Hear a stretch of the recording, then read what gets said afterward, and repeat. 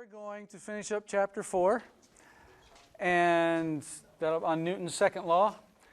We'll cover that F equals ma some more, terminal velocity some more, friction some more.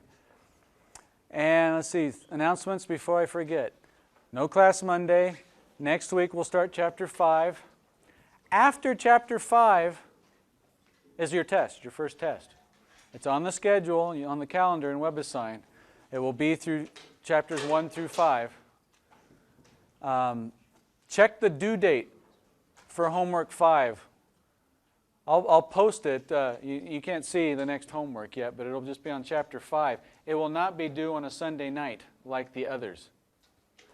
I'm going to have it due a little earlier so that you have time to review instead of turning it in the next day's your test. No. So check out the upcoming schedule. Good news. Our teaching assistant has finally contacted me and set office hours. So she is very nice, and she, because she doesn't have to grade the homework, she has more time to devote to you. And so here's her office, this building, James Fletcher building, 209. There's cubicles. She's in 14. And she is offered to have office hours every day of the week, Monday through Friday, from 2 to 4. So we both hope you take advantage of that. She'll answer any of your questions.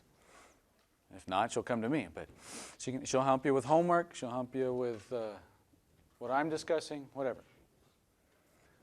I also updated this info on the syllabus, so you have it for future reference when you didn't write it down or lose your notes today. Want you to know too, clickers and responseware are working. Everybody that's emailed me or asked, I can see their device. The problem is that not everybody is registered correctly, and I'm still working on it because, well, if you haven't registered correctly, it doesn't work. I can't assign you. It doesn't match your device ID up with your name, and I'm not going to do that for 70 people every time. Thus, I already know that people with device ID numbers right here, you haven't registered yet. Because these show up as unassigned. They actually say they're unassigned. So please check your device ID number, or if you're not sure, write these down, because you have not registered your device. If you think you have, do it again. Maybe you messed up. And of course, check after class, and you can email me. But it's telling me, when I sync up who's registered in my class and who's registered their device, it does not assign to any student in the class. But I'm sure it's one of, it's you that have been here. I get responses from these people, and once we link this up to the name, I'll have all your answers, but I don't know who these people are yet. So, if you're using a clicker, the links are in the syllabus. You go there and you register it. If you're using responseware, you have to purchase a license and get sent a device ID number. Yes, there we go. So check on that, and I'll keep working on the other weird names that I'm getting. Okay. Check, check, check. Oh, yeah, that was the other thing. I am not requiring, as you've all noticed, you to use the discussion forums on WebAssign. Nobody's used them at all yet. And if nobody does, I'm not offended. But I want you to realize that's for you guys. The biggest help those were to me as a student and to most other students in other classes is you guys can get together without physically having to get together and discuss things. So if you don't understand a certain topic, or you wish you had a little more, or a question about homework, you can post it. Like for this homework, homework number 2, start a new group, and any questions having to do with homework 2, you could post, and others can respond. Correct, I don't want you to just say, oh, here's all the answers I got, no, help each other. But it's a way for you to help each other. I hope some of you take advantage of it. A lot of students have benefited from that in the past. So I'm just bringing it up again. Okay, that was the thing I forgot. So we left off.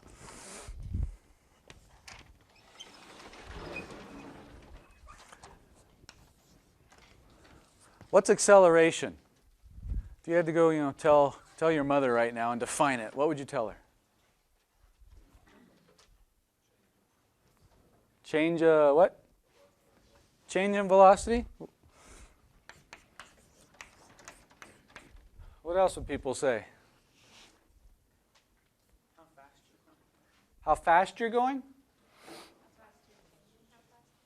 Oh, thank you. I heard some other people. I would prefer to just tweak that slightly. And how fast you're going, I would say, is velocity.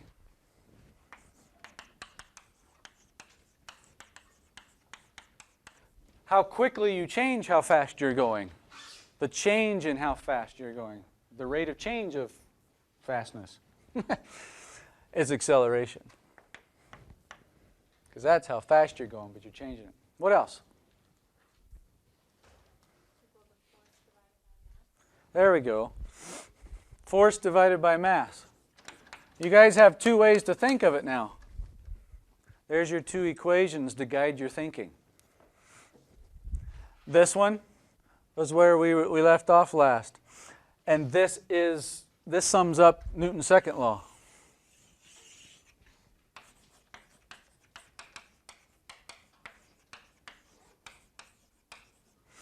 The book, when it writes it out in words, essentially just tries to describe that equation. Acceleration increases with force directly. If you double the force, what happens to the acceleration? It doubles. So if I push on you 4 times as hard, you'll accelerate 4 times as quickly. Your rate of change will increase 4 times. And vice versa. Inversely proportional to mass. So if I push on you, and then you have some fun holidays, and you eat lots and you double your mass, and I come and push on you the same way, what happens? How much less? Exactly half. We know that, and that's what Newton's second law tells us. Okay, semi-trick question. I'm going to push on you 3 times as hard. But you're going to get 2 other friends that weigh the same as you. How will your acceleration change? So me compared to pushing on you, just you. And then I'm going to push on you 3 times as hard, but there's going to be 3 of you, the same mass. So what happens to the acceleration? It stays the same. Yeah. I increased this 3 times, but I increased this 3 times also. Do you see how the ratio stays the same? Yes? In the homework, I had confusion when it came to it's possible to have acceleration on an object that isn't zero, traveling through 0 velocity. Is it possible for something to have an acceleration, yet its velocity still be 0? Yeah. And you couldn't think of an example? I was thinking of the steering wheel thing, but I still didn't make sense to me that something could accelerate when it was traveling at 0 speed. Okay, did anybody else think of an example? Because if nobody did, the answer is no. Oh, well, maybe. Like during a race, you have a race car, beginning velocity 0, but as soon as that light turns green, then they start accelerating. So within that first second, they're going from 0 to So a car at rest, velocity 0, floors the pedal. Is it accelerating now? From what? 0 to something. So that is an example of that case. Does that make sense? I guess it just changes. It's just a change, but I was picturing more of having the object just standing still and still have the acceleration while it was standing still, not when it's changing to that different. Do you remember what number that was? I remember that one, but I don't remember what number. Because I'm hoping it doesn't say standing still. What about the example where you throw the ball and it's at the top? Well, one at a time. Hold on. What's the example of that, though? Oh, Zero gotcha. velocity. Oh, there it is. Still accelerating. Can an object be accelerating when its speed is 0? So there's a technical difference there. You said standing still, which implies, yeah, this says when its speed is 0. And she just did come up with an example where at the top, whoosh, at the very peak, its velocity is 0. Its speed is 0. Is it still accelerating at the top? Who thinks yes? Who thinks no? I haven't convinced the no's yet. Okay. What are the forces acting on the deck of cards right now? Your hand and gravity. Good, hand and gravity. So the weight of this, its mass being accelerated down, and my force trying to accelerate the mass up. How do the two forces compare? Equal, right, good. So if I gave you the mass of this, I don't know, let's make it up. 20 grams. Oh, let's make it easy. 1 kilogram. What's my support force? 1 kilogram is a unit of what? Mass. Is mass the same as weight? Definitely not.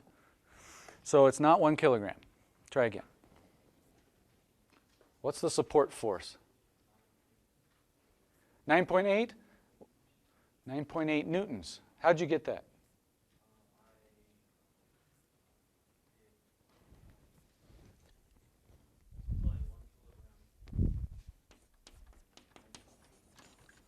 Oh, I'll help you out. I can tell you got it. You did it correct. I want to know my support force? Well, I use the concepts I know that in my hand. This is being pulled down with a certain weight. My hand's pushing up on it with a support force, the normal force. They're equal. So if I can figure out what this is, I know what I'm supporting it with. And this is mass times acceleration. What's trying to accelerate it in this term? Gravity. So it's mass of 1 kilogram times the acceleration due to gravity equals 9.8. And the unit for force is Newton. So you're absolutely correct. This guy's weight is 9.8 newtons. Since he's not moving, I'm supporting it with 9.8 newtons. Yes, in the back. Just multiplying the weight by 9.8 is technically not going to be accurate. Multiplying the weight by 9. We didn't do that. Like, well, what you said, like, just doing the kilogram, 1 kilogram times 9.8, and that's how you came up with the 9.8 newtons. Yes.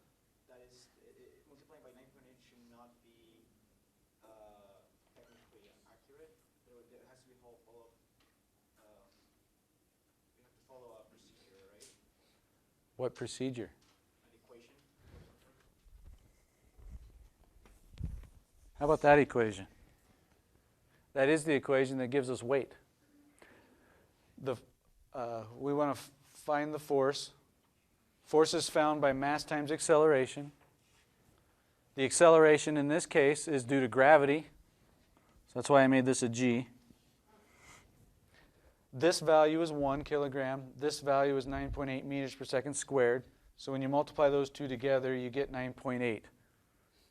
This is the force that the Earth is accelerating it down with. We call that weight here on Earth. 9.8 newtons. Does that help? Are you still? So we did use an equation. If it was 2 kilograms, we'd get 19.6. Did I do that right? I think so. So if we had 2 decks of cards, I would have to support it with twice as much force because it has twice the mass. This was my diversion to help review this, but getting back to the question. Let's see, where was I? I did that. Okay. So it's being accelerated down at 9.8 meters per second squared. When you throw it up, whoosh, while it's in the air, what force is pulling it down? Gravity. And what is that value? 9.8 newtons, if this is 1 kilogram. And is it pulling that with that same force the whole time? Yes. So at the top, when it stops, at the very top, its velocity is 0 for an instant. So we can't have a speed of 0, but it's still being accelerated downward. It's being accelerated down the whole time. It's just on the way up, it slows down, stops, but the force is still acting, so then it speeds back up in that same, or back down the opposite direction. Does that help? So 2 good examples for that homework question. Yes, Brian? Well, you mentioned the force of the heart, 9.8 newtons, and that's because the mass is 1 kilogram. So if we have an object of greater mass, it would be the same force, right? No, we just did that. If it was 1 kilogram, 9.8 newtons, like you said, if we have something with larger mass, then Newton's second law, our guide to thinking over here, tells us if we increase mass, we doubled it in this case, it's going to take this twice the force to produce that same acceleration. In this case, we were balancing. Okay, but when gravity acts on it, that's when it takes double the force then as well? Yes. This lead block is a lot heavier than this deck of cards. So this guy's weight and the force being pulled down is significantly larger than this. Thus, I'm supporting it with a lot more force than this one also.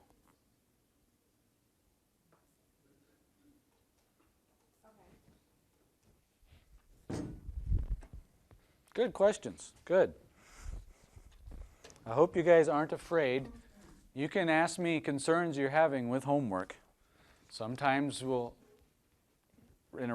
get right to the answer, and other times I'll give you enough info I hope that you can reason out the answer.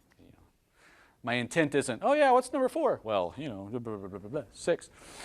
But I want you to understand it. Good. While we're on that, I had something else before I continue on. I wanted to mention. The book explains it, but some people overlook it, and I know some of you aren't reading the book yet. I can tell. When I throw this up, I accelerate it from 0 to some initial velocity. As soon as it leaves my hand, it has some initial velocity upward. Let's say, for argument's sake, its initial velocity is 5 meters per second up. Its velocity at the top, is 0. What do you think? What's your gut tell you the velocity is right back down at the same height, right before I catch it? So, now, right before I catch it. What do you think that velocity is compared to 5 initially, 0 at the top? It'd be the same as the initial velocity? Oh, we got to know. Tell us why. I think it would be faster, because now it's being accelerated by gravity, where your initial was just getting started. Initially, it was just getting started, so now it's had time to fall. Maybe it's going faster by the time it gets back down there.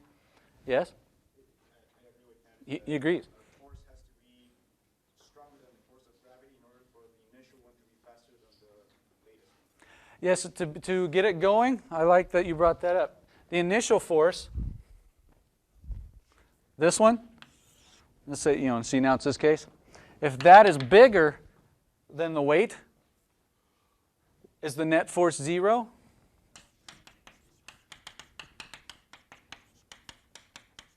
Yeah, if that's bigger than its weight, then we have a net force up and a net acceleration up.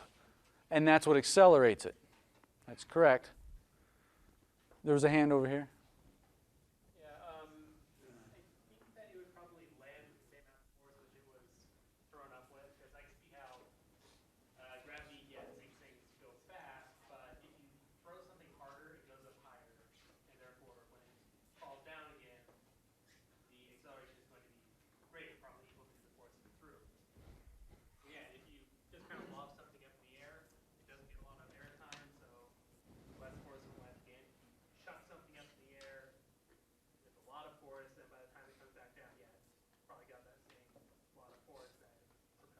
Okay, so you're saying it will come down with the same force and thus have the same speed.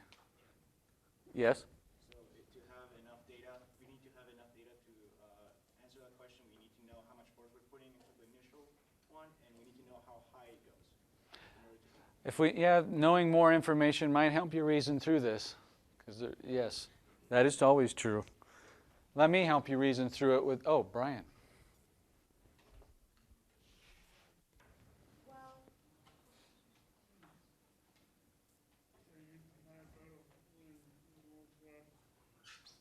I think the force would be the same, but there would be a difference between throwing up an object and then not catching it, letting it, and then just letting it hit the floor. The acceleration would be negative because it's beyond the distance from the location where it was initially thrown. It's lower into the physical position compared to the instance where it was actually thrown up. So you're saying that, yeah, you think the force, it'd be the same here, but if it keeps going, it's going to increase? Can that sum it up well? Yeah, the acceleration would increase. Okay. Because it's going beyond where it was from the location where it was initially thrown. Okay. Well, I want to thank, Yeah, because we know that at the top its velocity is 0. yes, at the top it is 0, the velocity. Well, there's good reasoning. Thank you for your feedback. This is what I like. I hope the rest of you are at least trying to form an answer and not just sitting here going, okay, Adam, tell us what the answer is. Come on. Because you'll understand it better. So now, I'll give you the answer. And I hate it when teachers would, take 10 minutes to get to the answer. So, bottom line, the speed would be the same. If the initial velocity up from my hand would be the same as right there. When it gets back to the same height right before I catch it, the velocity would be the same in the other direction, to be technically correct. The speed would be the same, magnitude. Thus, the velocities are technically different because one's up and one's down. But the speed's the same. Yes? Is that due to the constant effect of gravity? It is due to the fact that the acceleration due to gravity is constant. So let me help you make sense of it. If you throw it up at 5 meters per second, it's going to take yay long, yay far to slow down to 0. It's being decelerated at 9.8 meters per second squared. And it stops. So now we could just start the experiment from that height and just drop it, right, from 0 speed. And it gets to some final velocity back down here. Well, how fast is it going to be going? It starts at 0, and it's accelerated at the same rate, 9.8 meters per second squared, and it takes the same amount of time, and it's going to cover the same distance. Does that help you see that it will arrive at the same speed down here as it went up with? Thus, you don't actually have to know more data to reason this one out. It might have been useful to think other ways, but just knowing that, well, now you know. Anything that goes up, that initial velocity, is the velocity it's going to land with at the same height. So when somebody shoots a cannonball, the vertical velocity gets it up, gravity slows it down. But then the same rate of gravity pulls it back down vertically, and right before it hits the ground, it's going to be going just as fast vertically as it was over here vertically. If it keeps going, sure, it continues to accelerate and increase speed. And so it will be going faster down here, but not at the same height. Yes? Yeah, I'm not kind of sure if this is possible or what have you, but if you fire something up and it's going faster than terminal velocity, like if it were going down kind of that max speed, if you launch it up faster when it's coming back down, it's not going to be as fast because of terminal velocity? Good question. He's saying if you can shoot something up faster than terminal velocity, what happens? Up till now, I've been ignoring air resistance. I should say this is, ideally, if the wind, the drag is not a big factor. When you bring in wind resistance, other things happen. And hopefully I can still get to that. But the short answer is, when it reaches terminal velocity, that means its velocity isn't changing. So it's not accelerating anymore. So that will slow it down on the way up. And at some... Like the initial force of whatever launches it, Uh-huh. faster than terminal velocity. Yeah. Terminal velocity is when something falls. This reaches it quickly. And you can tell that its weight is balanced with what? What do we call it? Air resistance. They're balanced. It's in equilibrium. The net force is 0. It's not accelerating. No net acceleration. But it's still moving at a constant speed. Newton's first law. Inertia keeps it going, but they're balanced. So at that speed, we call it the terminal velocity. So if we could shoot this up at that terminal velocity, whatever that value is, it would already be going as fast as air resistance once on it. So it would immediately stop accelerating up and fall back down. As soon as it's up to that speed that it's meeting air resistance, it'll slow down immediately and fall back down as if it fell from 0. At some point, it'll reach 0 speed. Is that helping? Right now I'm wondering how easy it is to build here. Oh, pretty easy actually. Okay, that was good. Good reviews. Wait, I have a quick question on that last comment. Thank you. Would it also, when it was falling, would it also reach terminal velocity at the same point as when you first launched it? Or would it not go quite as fast? Would it reach terminal velocity quicker, huh? Is that what you're asking?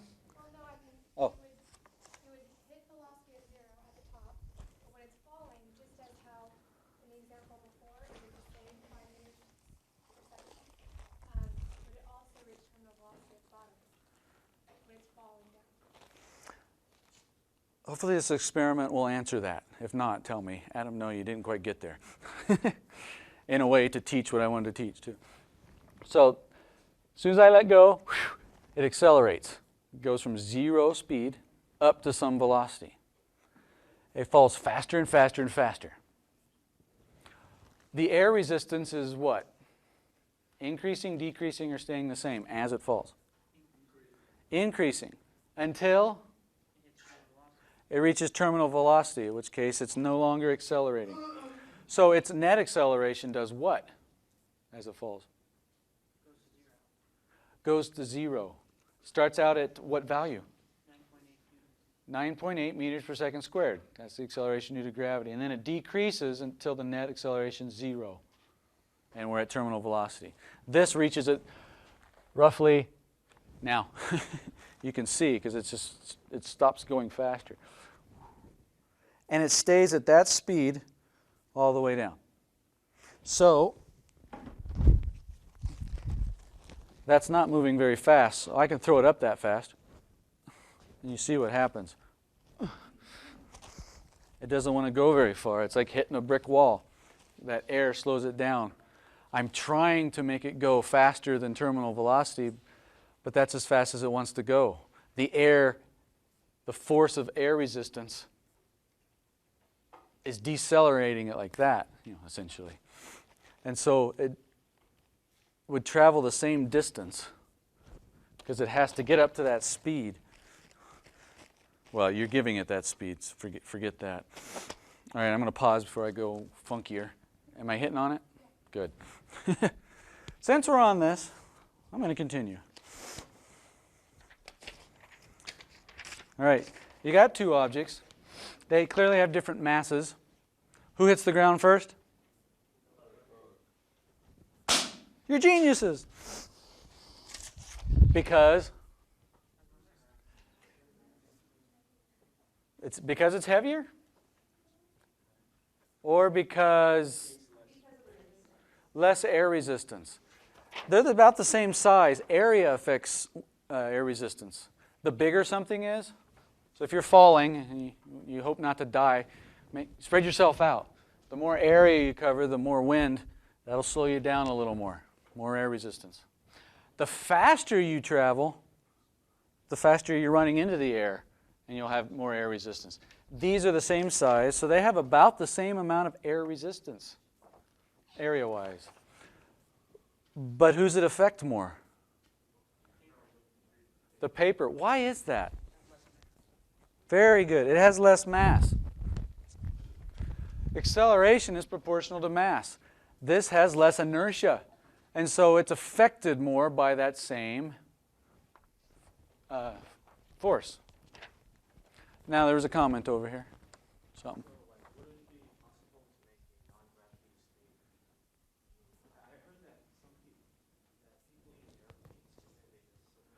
Oh, can you make a non-gravity state? Yeah, it's called the vomit comment. I've had a friend go on it. The idea is it goes up. You've sort of experienced this on roller coasters or cars going too fast over a hill. And the idea is you're going up, and then all of a sudden you kind of come back down. So you're going whoosh. And then for that moment, remember you're headed this way with the vehicle. The vehicle changes direction. What do you want to keep doing? Keep going straight because of inertia. Well, it's like you feel weightless for a moment, right? Wow. That's because you haven't changed your mass. It is parabolic motion. Absolutely, an airplane can do it, roller coasters, motorcycles, anything. And so for that brief moment, you feel weightless because you're still moving up. It's like the ball. Right? It's just whoosh. And at the top, whoa, for a brief moment, you feel weightless. That's the idea there. So, the acceleration of these two initially is what? When I let go of it initially. 9.8. What is it on this guy about now? You know this. Think it through. 0. It reached terminal velocity. Because air resistance had a larger effect. That force had a larger effect on the less mass, less inertia. Then you go amaze your friends. I can take paper. This has the same mass as that piece of paper. What do you think will happen? Will they hit? They'll fall at the same rate? So they should hit at the same time? You think? Okay. Woo! Physics is true. Okay. Maybe your friend goes, well, yeah, sure. Then you bet him money. I can take these two. I won't crumple up the paper, and I bet I can still get them to land at the same time, dropping them at the same time. You think they'd take the bet? And they'll go, no, you haven't been in your physics class long enough. I don't think you're right, so maybe you can take them. Well, how could you eliminate air resistance on this guy? What's that? Put it in a vacuum. You could. That's what we're going to do next. A little more practical solution. I heard something over here. Put it under the book, drop it sideways. Let's try them both.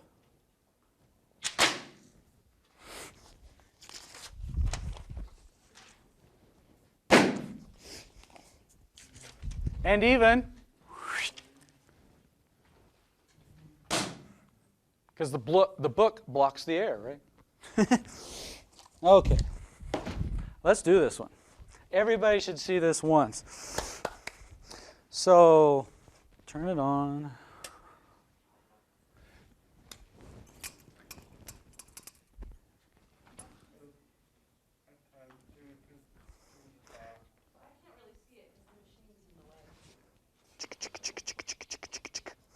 It's going to be right here-ish. Can people see it now? All right. Thank you for telling me. So feather and ball. I'm going to put the feather up here and the ball over here. Hopefully it'll stay on me. A little more juice on the electromagnet. That's what's holding it up. Then seal it off. Don't fall off. Don't fall off.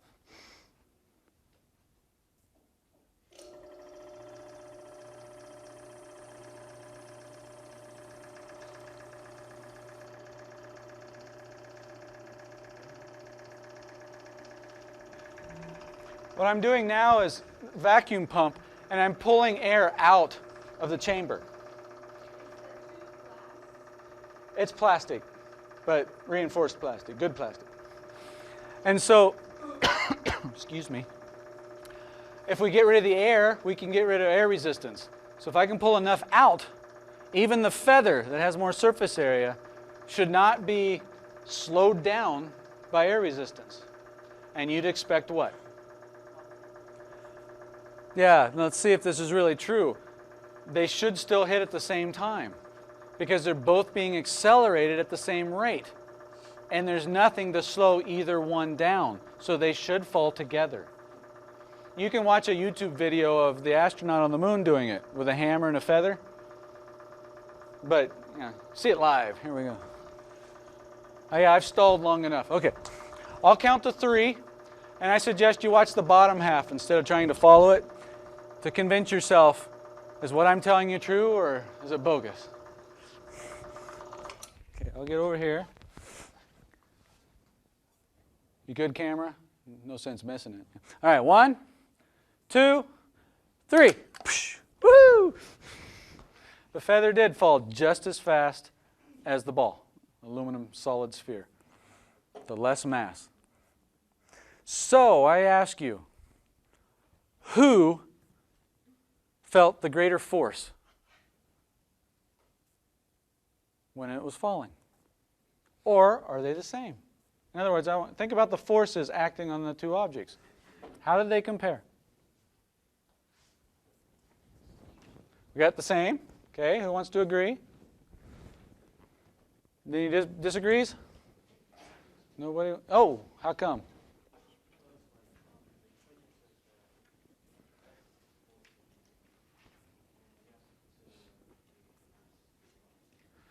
So he's using the equation F equals ma as a guide to thinking, and we have to consider mass as well. Same thing, so he agrees with that. So we're getting different. Does that change anybody's mind? Did they convince you, or do you still think, no, it doesn't matter, it's the same? One has more mass, but also has more inertia, so it resists more than the feather. Yes, the ball has more mass, so it has more inertia, so it resists the change in motion more. That is true. So do you think the forces out on the two are the same or different? The heavier one is more. So he thinks the force on the heavier one's more.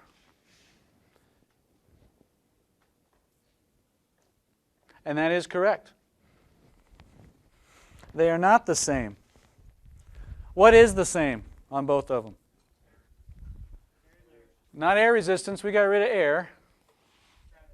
Gravity. So the acceleration is the same.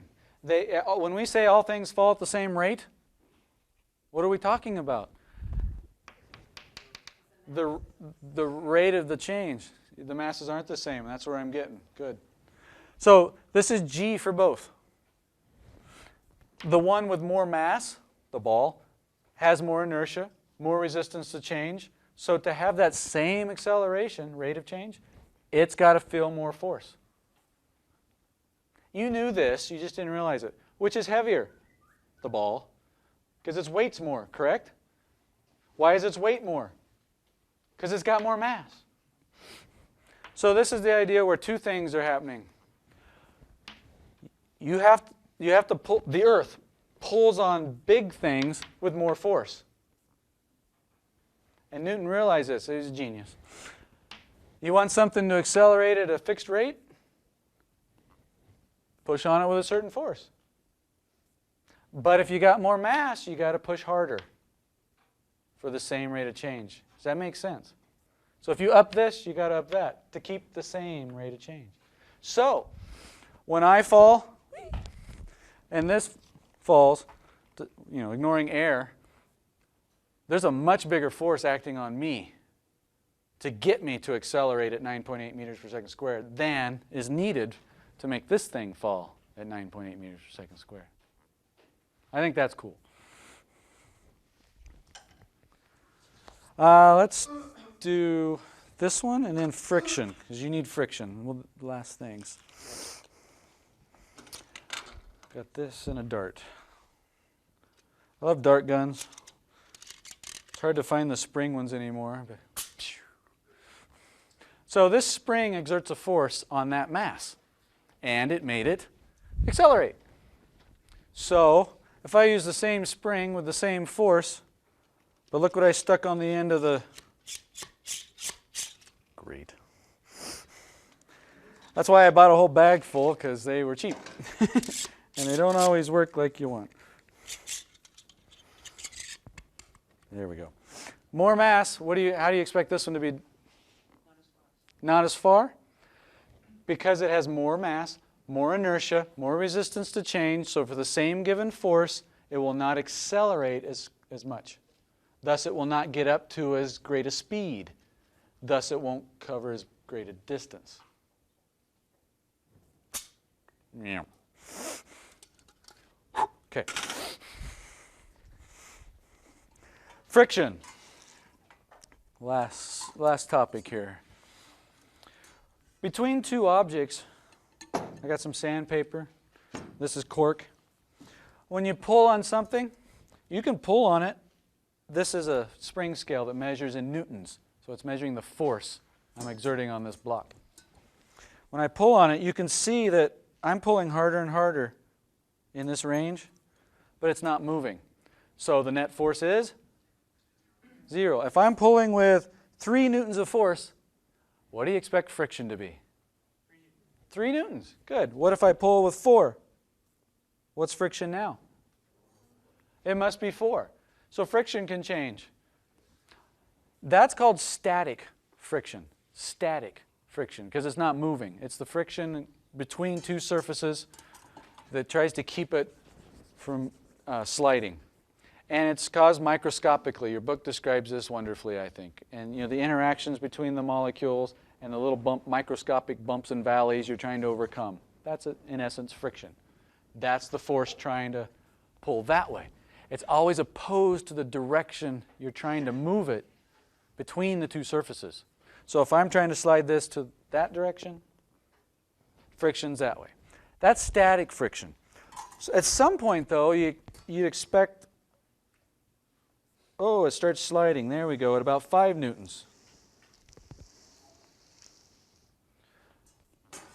So I've overcome static friction, and now we call this kinetic friction. Kinetic, meaning motion. And those two values are usually different for objects. It's usually harder to get something moving initially, to kind of like break those bonds or get over the hill, if you will. But once it's moving, it's easier to keep it moving. Have you heard that before? Things at rest want to stay at rest. Things in motion want to stay in motion. The two types of friction don't contradict that at all. Now, I'm going to try to pull this so that it's moving at a constant speed. Ready? How do you think I did? You can put the lead on it. I'm getting there.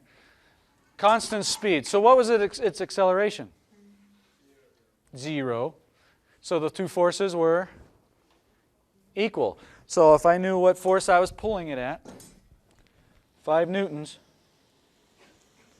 then the kinetic friction is 5 newtons, right? All right. To make it more dramatic, yeah, let's increase the force. This now weighs more, so the support force has to be more. Do you see that? So that increases friction. If you push between the two things, push the things together more, friction will increase. Let's see. Oh yeah, clearly. So I'm going to slowly pull on this, and let's watch the needle. I'm hoping we'll see that it takes slightly more force to get it moving, to overcome static friction, but then once it's moving, it'll drop a little to keep it moving for kinetic friction. You with me? All right, let's see. Friction's increasing as I increase, 13, 14. Oh, perfect. I saw that it got up to about 16 newtons to overcome static friction.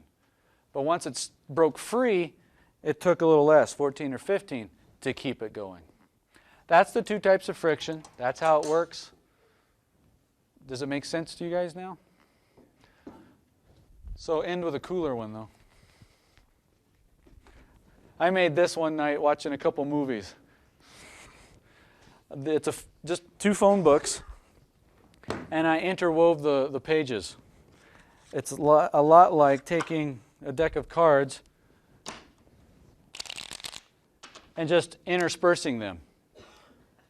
Yes, I put some Scotch tape here and here just to keep it from unraveling, but do you believe that I could pull apart some Scotch tape? Please? Okay. Well, take a deck of cards. If you pull it apart like this, it's easy. There's not much friction between them, the cards. However, if you do it again, and you hold the cards this way and squeeze the ends together, then try to pull it apart. It's a lot harder. Do it and convince yourself. But more fun is this one. So I did it with all the pages of the phone book, alternating every single one. All right, you want to help me? You might want to stand up for this. Can we pull it apart? It's not glued. They're just interwoven. Don't let me fall. Come on. I think you get the point. I can hang from this. I have. This can support my weight. That means the static frictional force between all these pages is more than my weight. And it works a lot like Chinese finger cuffs. You seen these? You know, you put your finger in, you put this finger in, and it's like you pull it apart, and you panic. Because the harder you pull, what happens? They're squeezing together, and that's increasing that normal force between them, and thus increasing the friction. So what you have to do is calm down, push together, make it big. Just take, anyway. So this, actually, the harder you pull, the more they squeeze together, and the more the friction, and just paper, setting on paper, you can't pull apart. Mythbusters did this. They got 2 vehicles and pulled them. And not until they got the vehicles, big vehicles, did it rip apart. And it ripped here, not here. So this friction was still more than their clamp. There you go. Well, have a great weekend. I'll see you Wednesday.